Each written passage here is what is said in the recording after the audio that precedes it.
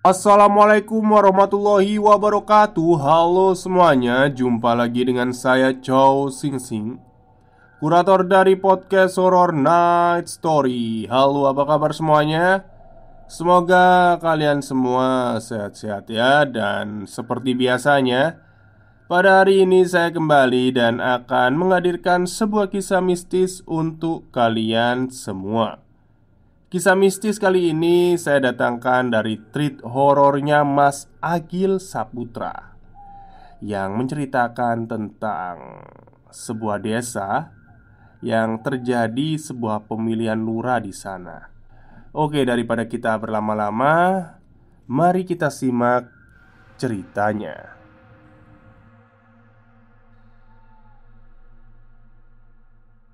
Pada suatu masa, di sebuah desa yang cukup luas bernama Desa Mekarsari, yang mana desa ini terbagi menjadi 5 wilayah dusun yang terbilang cukup subur dan makmur dibanding desa-desa yang lain saat itu. Semua itu tak lepas dari andil seseorang yang bernama Pawiro Atmojo. Ia adalah lurah yang sudah hampir selama 3 dekade memimpin desa ini. Dengan segala kecakapannya dalam mengatasi permasalahan, sepertinya berhasil membuat warga-warganya tidak menginginkan wajah baru di tampuk kekuasaan di desa Mekarsari ini. Itu terbukti di 6 kali pilkades yang telah lalu, yang mana sudah 6 kali juga ia kembali maju menjadi calon tunggal dan selalu melawan kotak kosong. Sepertinya ada sesuatu yang membuat orang menjadi urung untuk bersaing dengannya. Entah karena wibawanya atau memang kinerja dan gaya kepemimpinannya yang tegas namun murah hati. Mekarsari, Jawa Tengah 1985, yang mana di tahun inilah jabatan Lurah Pawiro Atmojo harusnya akan segera purna. Wajahnya terlihat lega. Akhirnya ia bisa fokus untuk memomong cucu-cucunya, yang pasti akan banyak punya waktu untuk keluarga bila nanti jabatannya sudah berakhir. Apalagi saat ia mendengar sebuah kabar seorang juragan dari Mekarsari, salah satu dusun di Kelurahan Mekarsari, akan mencalonkan diri sebagai kepala desa di pemilihan yang akan datang. Mungkin ini akhir pengabdianku. Akhirnya ada juga orang yang mau menggantikanku. Batinnya yang sudah berencana ingin pensiun dari jabatan yang sudah ia emban selama puluhan tahun ini. Berulang kali juga sang lurah terlihat mewartakan keinginan dia untuk tidak akan mencalonkan dirinya lagi di pilkades tahun ini. Tapi di antara kelegaan itu, ternyata kabar ini cukup menjadi keresahan bagi para perangkatnya. Belum diketahui alasannya, dan sepertinya masih menginginkan agar sang lurah maju kembali dalam pemilihan mendatang. Semua bujuk rayu lewat orang-orang terdekat sudah dilakukan. Namun nampaknya tekad Lurah Pawiro untuk purna tahun ini memang sudah bulat. Sampai akhirnya pada suatu malam, datanglah semua kadus-kadus dari dusun yang ia bawahi, berbondong-bondong ke rumahnya dengan membawa sebuah surat semacam petisi yang sudah ditandatangani oleh para perangkat, sebagian tokoh desa dan para kadus-kadus itu sendiri, yang mana isi dari surat itu tidak lain dan tidak bukan adalah permintaan mereka agar sang lurah mencalonkan dirinya kembali. "Ora iso, iki jenenge pemaksaan," bentak Pak Lurah kepada para kadus-kadusnya. sambil membanting petisi itu di atas meja. "Tolong Kang, satu putaran saja. Iki sing terakhir," jawab Barjo, Kadus Mekarsari, sebagai orang yang umurnya lebih sebaya dengan sang lurah. "Iki juga bukan kemauannya saya dan teman-teman, tapi ini juga perwakilan dari masyarakat yang tidak setuju kalau Juragan Wiryo jadi kepala desa. Kami sebenarnya juga sudah mencari cara dan calon lain, tapi setelah kami pikir mateng-mateng, sepertinya yang bisa mengalahkan dia hanya sampean, Kang," kata Barjo lagi, seraya menjelaskan perihal orang yang nanti juga ikut dalam pencalonan ini, yang kalau dilihat dari pembicaraannya, sepertinya Juragan Wiryo atau calon lurah itu adalah sosok yang mempunyai kesan tidak baik. Namun, Lurah Pawiro tak goyah dengan pernyataan dan petisi itu. Ia tetap kekeh untuk tidak mencalonkan lagi dengan alasan yang cukup masuk akal, membuat para kadus pun sepertinya juga mulai tak berani memaksa lagi dalam pertemuan itu. Tapi semua berubah ketika seseorang datang. "Assalamualaikum," ucap orang itu seraya masuk ke dalam rumah Lurah Pawiro dan duduk berbaur di antara para kadus. Wajah sang lurah seketika berubah. Waduh, batinnya sambil menggaruk kepalanya ketika melihat kedatangan orang itu. Orang itu adalah Mbah Gotro, seorang kakek yang hampir berusia 80 tahun, yang mana beliau adalah salah satu orang yang paling berjasa mengantar sang lurah sampai pada titik ini. Beliau juga termasuk orang yang paling lurah hormati dan paling selalu ia dengarkan pendapatnya. Kedatangannya malam itu seketika membuat semuanya hening, dan Mbah Gotro yang baru saja duduk pun langsung berkata kepada Lurah Pawiro tanpa ada basa-basi, "Pisan meneh yo Mas yo, ayo nyalon," kata Mbah Gotro singkat, yang seketika membuat sang lurah menghela nafasnya. "Wah, bagaimana caranya saya menolak kalau Mbah Gotro yang minta?" batin sang lurah dalam hatinya. "Apa ini memang harus ya Mbah?" tanya Lurah Pawiro, yang segera dijawab juga oleh Mbah Gotro. "Kudu Mas, Wiryo iki terlalu kuat. Nek duduk kowe sing nglawan," kata Mbah Gotro, membuat Lurah Pawiro kembali menghela nafasnya dengan wajah pasrah. "Memangnya kenapa Mbah, kalau nanti Wiryo yang akan menjadi kepala desa?" tanya sang lurah, yang sepertinya mulai menunjukkan sinyal yang berbeda. "Kamu itu sebenarnya tahu apa pura-pura nggak tahu?" tanya Mbah Gotro yang sedikit keras, yang segera membuat Lurah Pawiro sedikit tertunduk. "Nggih Mbah, saya ngerti. Tapi apa tidak ada orang selain saya?" sanggah sang lurah dengan pelan. "Sebenarnya sudah banyak yang mau menggantikan dirimu, tapi tidak ada yang bisa melawan orang itu kecuali kamu.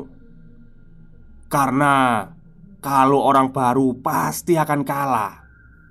Saya yakin kalau dia pasti akan membakar uang sebanyak-banyaknya dalam pemilihan ini. Lagian, apa kamu rela kalau desa yang sudah kamu bangun baik-baik ini akan dipegang oleh juragan Dadu?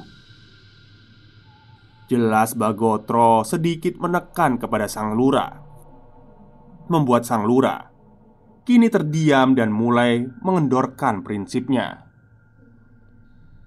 Memang sudah tak menjadi rahasia lagi tentang bisnis yang dijalankan oleh Juragan Wiryo, yang mana seperti yang sudah dikatakan oleh Mbak Gotro barusan, Juragan Wiryo adalah seorang bandar judi kawakan dan termasuk orang terkaya di desa Mekarsari ini.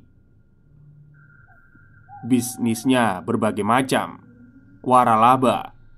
Ia menjadi pemodal untuk puluhan bandar-bandar kecil yang tersebar di seluruh kota.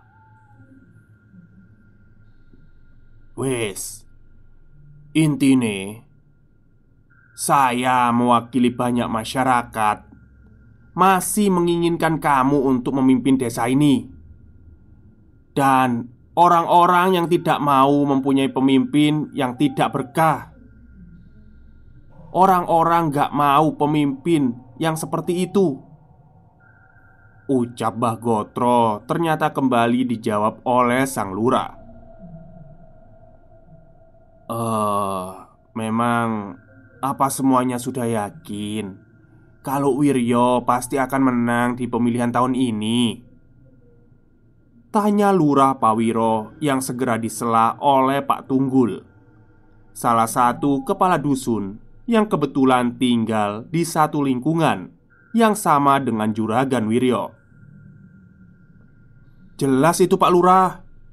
Saya dan teman-teman juga tidak akan kemari kalau belum mengetahui hal itu. Kalau panjenengan ingin mengerti, sekarang saja Juragan Wiryo sudah mulai membakar uangnya. Bahkan sudah banyak orang-orang kita yang saat ini membelot ke sana. Sela Pak Tunggul di tengah pembicaraan itu, yang kali ini langsung ditimpa oleh Wicak, salah satu kepala dusun yang juga hadir dalam pertemuan itu. Inje Pak Lurah, kalau panjenengan tidak maju, bisa saya pastikan Wiryo pasti akan melawan kotak kosong. Saya sebagai teman dia ketika zaman masih miskin sangat tahu apa yang ada di otaknya, kata Wicak yang membuat Lurah Pawiro semakin tersudut. Di sini Mbah Gotro juga kembali menambahkan kalau pencalonan Wiryo ini juga patut untuk dicurigai, bahwa di baliknya pasti ada niat terselubung. Bagaimana bisa seorang Wiryo yang sudah kaya raya itu mau menjadi lurah yang hanya digaji dengan tanah bengkok saja, yang mana kalau dibandingkan dengan pendapatannya sangatlah terlalu jauh. Apalagi yang Wiryo kejar kalau bukan kekuasaan. Kalian semua ngerti toh Oma Bordil sing neng Mangir? Mangir, sebuah desa di dekat perkotaan. Itu punyanya dia. Kalau Wiryo punya kuasa, dia bisa-bisa mindahin sarang pelacurnya ke sini. Tukas Mbah Gotro yang sebenarnya terdengar agak berlebihan.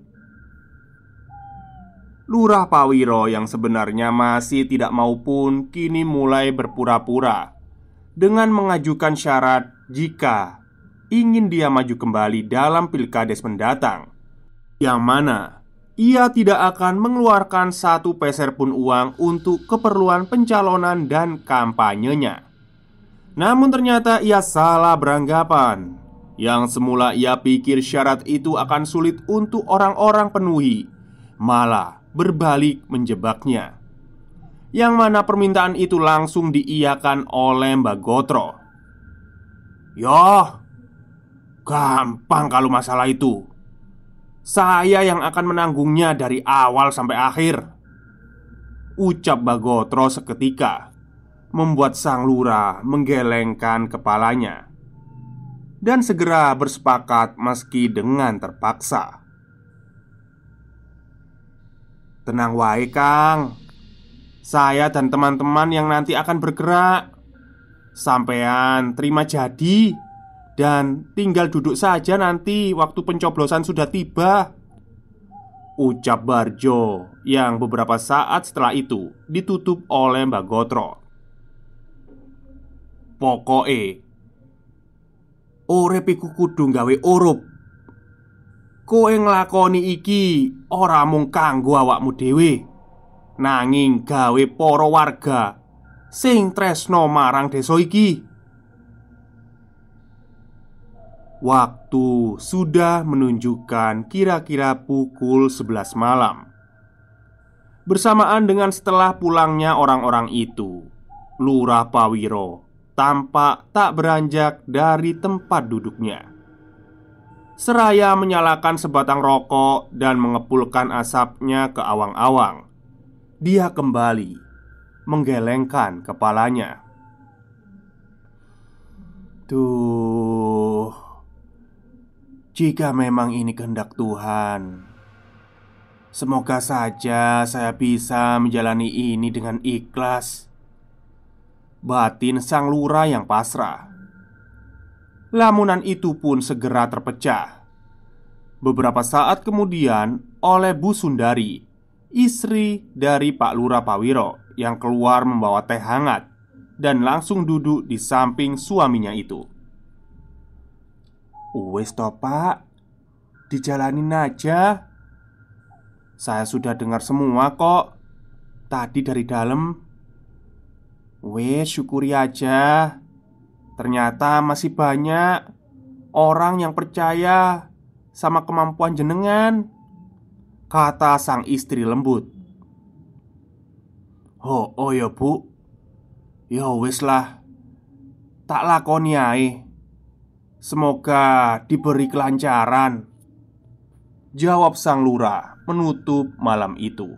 Hari pun silih berganti bersamaan dengan warta majunya kembali sang lurah dalam pilkades mendatang, yang sudah terhembus kencang menyebar di setiap sudut di desa Mekarsari ini.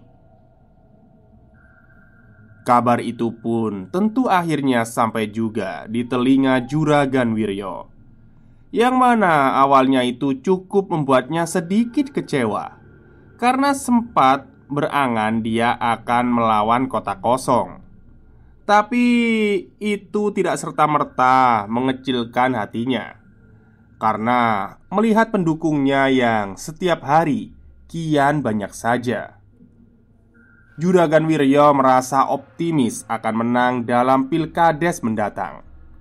Dengan ulasan-ulasan yang selalu terdengar cukup mengintimidasi.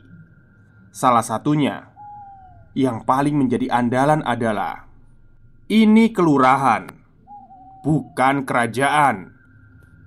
Kita butuh wajah baru untuk memimpin desa ini, kata Kang Bajul, sang juru warta dari kubu Juragan Wiryo, sebagai bentuk sindiran kepada Lurah Pawiro yang dirasa sudah menjabat terlalu lama. Sementara itu, kubu sang petahana juga tidak bisa diremehkan. Selain banyak juga dukungan dari warga biasa, bisa dikatakan hampir seluruh golongan priyayi di desa ini merapat ke kubu Lurah Pawiro. Itu semua salah satunya karena kontrasnya latar belakang antara Lurah Pawiro Atmojo dan Juragan Wiryo, yang berhasil dimanfaatkan dengan baik oleh para tim sukses sang petahana, dan berhasil juga membuat kesan kepada para pendukungnya bahwa ini adalah pertarungan antara hitam dan putih. Hitam di kubu Juragan Wiryo dan putih di kubu Lurah Pawiro, yang mana itu cukup manjur untuk membelokkan orang-orang netral yang tak mau disebut sebagai pendukung dari seorang juragan dadu. Ini adalah pilkades terpanas yang pernah berlaku di desa ini, membuat Lurah Pawiro mulai merasa khawatir dengan dampak yang akan ditimbulkan. Saat itu, ia benar-benar merasakan bahwa pemilihan tahun ini sepertinya banyak warga yang sudah terpolarisasi. Bagi Lurah Pawiro, kini tak ada yang namanya hitam ataupun putih. Semua kubu memiliki kelicikannya masing-masing untuk meraup suara. Di kubu Juragan Wiryo dengan caranya yang intimidatif. Di kubunya pun tak kalah busuknya, karena selalu menyerang pribadi lawan dan menstigma pendukung Juragan Wiryo sebagai golongan warga yang susah diatur. Hingga tibalah di mana kekhawatiran itu benar-benar terjadi. Semua berawal dari perdebatan di sebuah warung kopi di Mekar Kulon, dusun di mana Juragan Wiryo berada. Kang Bajul adalah pemantiknya. Juru warta Juragan Wiryo itu tak bisa mengendalikan emosinya ketika berdebat dengan Jayus, anak Pak Tunggul, kadus di Mekar Kulon yang justru menjadi pendukung sang petahana. Adu argumen itu berubah menjadi pengeroyokan dan berakhir dengan Jayus yang mendapatkan 20 jahitan di kepalanya. Perkelahian tentu tak seimbang. Jayus sendirian dikeroyok oleh Kang Bajul dan teman-temannya. Sumbu sudah menyala. Hari itu juga kabar pengeroyokan Jayus sampai di telinga Kang Kuriman, salah satu preman pasar yang berada di kubu petahana. Kang Kuriman, yang merupakan ketua ranting dari sebuah ormas yang cukup besar kala itu, tanpa babi bu langsung menggerakkan masanya. Begitu juga dengan pendukung Juragan Wiryo yang sudah kepalang tanggung memulai semua ini. Kala itu, tampak semua bersiap dengan segala senjata yang ada untuk menunggu aksi pembalasan itu. Sampai akhirnya perang pun pecah di Mekar Kulon. Batu-batu berterbangan di langit sore di dusun itu. Baku pukul dan baku pedang tak lagi bisa terelakkan. Beruntung aparat cepat datang dengan 2 kompi mobil tentara, dan akhirnya semua bisa dikendalikan sebelum dusun Mekar Kulon menjadi porak-poranda karena itu. Banyak korban yang mengalami luka-luka, baik dari kubu Juragan Wiryo maupun dari kubu Juragan Lurah Pawiro, yang mana beruntungnya hampir semua bisa ditangani oleh medis. Namun di antara semua korban, ada satu pemandangan yang menjadi pertanda bahwa semua ini masih akan panjang, yaitu penampakan Kang Bajul yang terkapar di dalam parit dengan luka bacok di tengkuk dan kepala. Kopral Rohmat yang pertama kali menemukannya sempat melihat sengal nafas Kang Bajul untuk beberapa saat, namun akhirnya segera berhenti tak lama kemudian. Setelah juru warta Juragan Wiryo itu diangkat keluar dari parit, pada akhirnya dalam peperangan yang sangat tidak perlu ini merenggut satu nyawa, yaitu dari kubu Juragan Wiryo, yang mana sudah menjadi hukumnya. Bila ada nyawa yang hilang, harus ada orang yang diadili.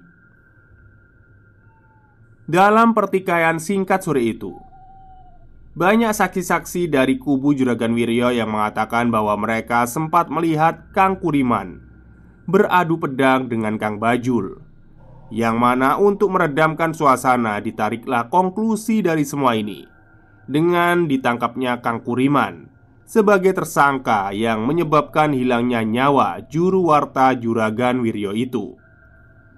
Semua berlanjut dengan dipertemukannya Lurah Pawiro dan Juragan Wiryo oleh pihak kepolisian. sebagai langkah formalitas untuk menebalkan anggapan masyarakat bahwa sebenarnya tak ada permusuhan di antara dua calon kepala desa itu. Seiring hari yang terus berganti, suasana sempat memanas pun kini melandai dingin. Para warga yang sudah sadar akan perpecahan ini sekarang lebih memilih menghindari konflik dan pembahasan tentang pilkades. Begitu juga dengan Lurah Pawiro yang mulai mewanti-wanti para pendukungnya agar lebih bijak dalam bertindak dan berbicara. Ini tuh hanya ibarat sebagai domba, seperti domba, bukan perang yang harus kalian lawan mati-matian, kata Lurah Pawiro dalam sebuah ulasan beberapa hari setelah ia dipertemukan dengan Juragan Wiryo. Hari berganti bulan, sepertinya suasana sudah mulai kondusif. Itu semua terlihat dengan mulai ramainya kembali rumah-rumah para calon kepala desa itu. Namun seiring dengan hari pencoblosan yang sudah mulai dekat, keanehan demi keanehan mulai terjadi. Yang mana untuk kali ini semua keanehan itu menimpa hanya pada kubu Lurah Pawiro saja.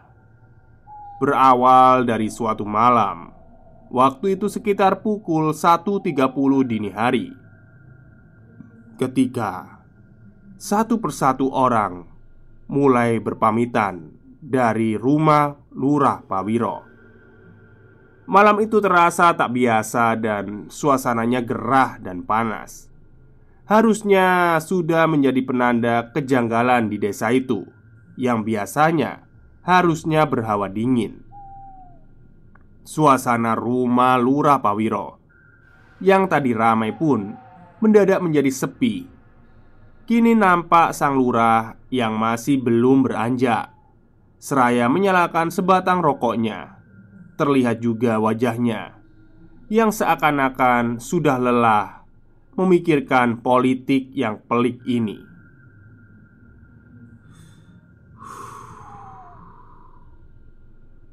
Muga-muga diparingi aman, lancar lan ikhlas, batinya di antara kepulan asap rokok kreteknya itu. Malam itu berulang kali pandangannya selalu tertuju ke arah jendela, yang mana saat itu sang lurah seperti merasa ada orang yang tengah berlalu lalang di teras depan rumahnya. Awalnya ia mengira kalau itu hanya salah lihat saja. Sampai akhirnya anggapan itu pun segera terpatahkan ketika bayangan orang yang mondar-mandir di teras depan rumahnya itu kembali berulang untuk ketiga kalinya itu. Siapa itu? Batin Lurah Pawiro yang dahinya mulai mengernyit dan masih beranggapan kalau itu adalah sisa dari warga yang tadi berkumpul di rumahnya. "Sopo ya?" kata Lurah Pawiro seraya berjalan dan hendak keluar dari rumahnya. Yang mana baru saja setelah membuka pintu, ia langsung disambut oleh bau bangkai yang diantar oleh angin kencang yang menerpa wajahnya. Apa ini? Membuatnya sedikit terbatuk karena bau itu. Karena itu, sontak Lurah Pawiro langsung kembali menutup pintunya. Dan disitulah firasatnya mulai timbul bahwa sepertinya ada sesuatu yang tidak beres telah berlalu. Buru-buru ia mengunci pintu dan segera berjalan menuju kamarnya. Sampai akhirnya ketidakberesan itu terjawab setelah beberapa tapak ia melangkah, dengan diawali oleh suara tirai yang tersingkap dan disusul ketuk jentik jemari yang sepertinya berasal dari kaca jendela ruang tamunya. Tek tek tek, tek tek tek. Suara itu terdengar jelas di telinga Lurah Pawiro, yang secara spontan membuatnya membalikkan badan. Nampak tirai yang tadi sudah ditutup kini telah tersingkap sebagian, seakan memberi ruang untuk satu sosok yang kini terlihat berdiri di balik jendela rumahnya itu.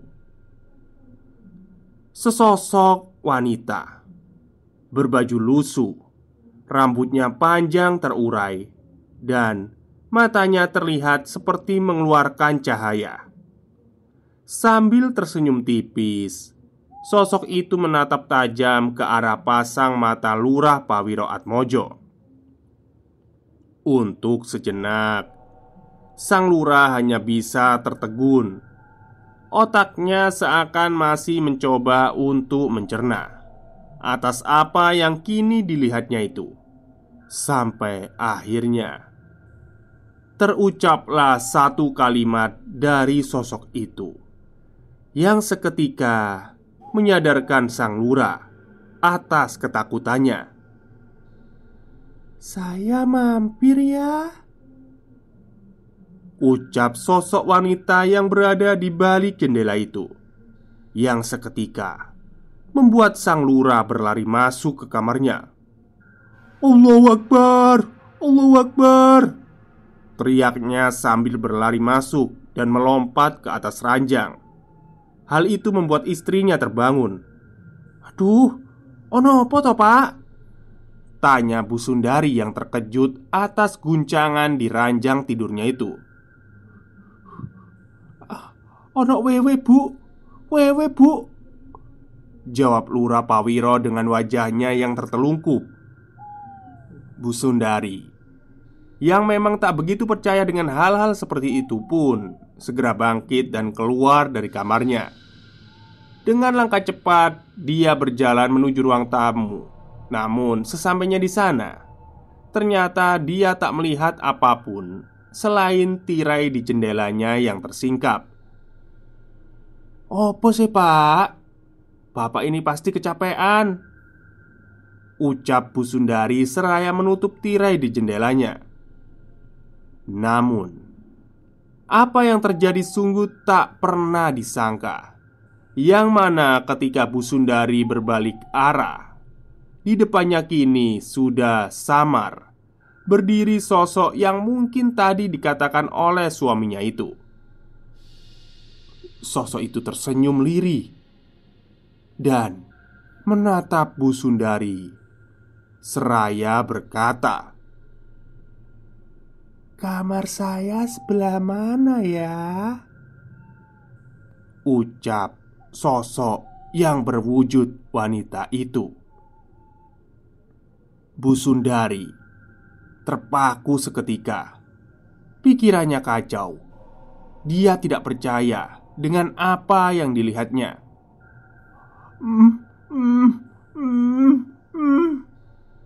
Mulutnya seakan terkunci.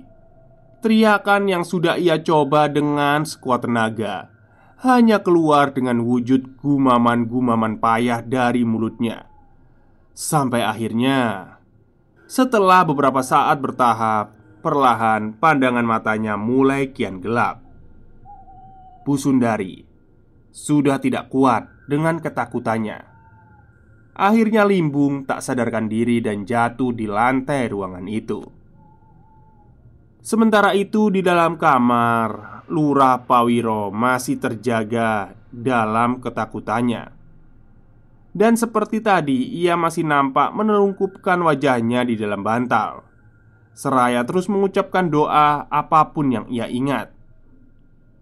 Seiring dengan ketakutannya itu, perlahan Lurah Pawiro mulai menyadari kalau istrinya belum terlihat masuk ke dalam kamar lagi setelah keluar beberapa saat yang lalu.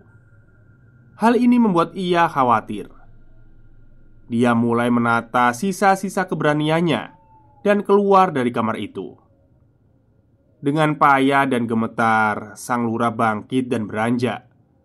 Berjalan dengan langkah ragu, ia kini memberanikan diri untuk keluar dari kamarnya. Di luar, suasana pun tampak senyap.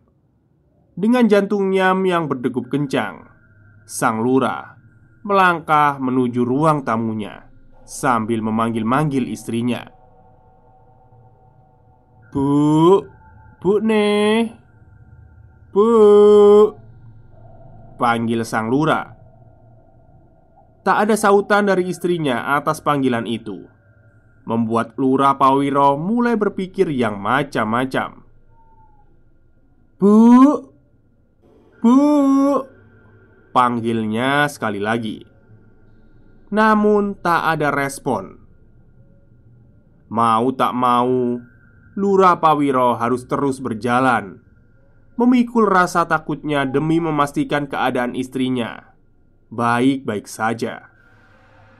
Seraya menepuk dadanya, sang lurah berusaha untuk bersiap menghadapi keganjilan yang mungkin sudah menantinya. Sampai beberapa tapak langkah setelah itu, akhirnya ia dibuat lega karena ia melihat seseorang yang berdiri di antara gawang pintu penghubung antara ruang tengah dan ruang tamunya. Ia yang berpikir itu adalah istrinya segera memanggil seraya berjalan menghampiri. "Bu, ngapain di situ? Bapak manggil-manggil kok nggak dijawab?" kata Lurah Pawiro agak berbisik. Tapi lagi-lagi istrinya tak menjawab panggilan itu, membuat Lurah Pawiro mulai ragu. Dia urung untuk melangkah maju. Dahinya mengernyit mencoba untuk mengamati sosok itu, yang mana semakin ia cermati, rasanya ia semakin yakin kalau sosok yang tengah berdiri di antara gawang pintu itu bukanlah istrinya. Sampai akhirnya dengan sisa-sisa keberaniannya, sang lurah pun memberanikan diri untuk mengatakan sesuatu. "Sopo kowe? Hah? Lapor kene?" ucapnya dengan gagap. Yang mana tak lama setelah itu keraguannya itu pun terjawab dengan ucapan dari sosok itu. "Aku Sumirah dari Tegal Sari. Aku diminta untuk mampir ke sini," ucap sosok itu setelah menyebut kata Tegal Sari, yang mana adalah nama salah satu makam di desa ini. Dan benar saja, sosok itu bukanlah istrinya, melainkan lelembut yang tadi sempat ia lihat di luar jendela. Sang lurah hanya bisa terdiam berharap ini tidak benar-benar terjadi. Sampai akhirnya seperti yang istrinya alami, Lurah Pawiro pun terhuyung jatuh tak sadarkan diri. Oke, Lemah Kuburan bab 1 selesai di sini. Ya, semoga cukup ya untuk pembuka cerita yang sepertinya akan cukup panjang ini. Jadi, sepertinya ini akan menjadi 5 atau 4 bab. Tapi kalau dilihat dari naskah aslinya sih bisa sampai 7 ya. Tapi ya semoga kalian betah lah. Ini bagus kok ceritanya, itu seru banget lah, saya udah baca ini. Oke, terima kasih kepada Mas Agil Saputra yang sudah mengizinkan treatnya untuk saya bacakan di channel podcast Horonet Story. Dan untuk bagian kedua atau bab 2-nya mungkin besok ya bisa saya ceritakan. Karena kalau langsung juga nggak kuat juga tenggorokan saya. Oke, semoga kalian semua suka. Wassalamualaikum warahmatullahi wabarakatuh.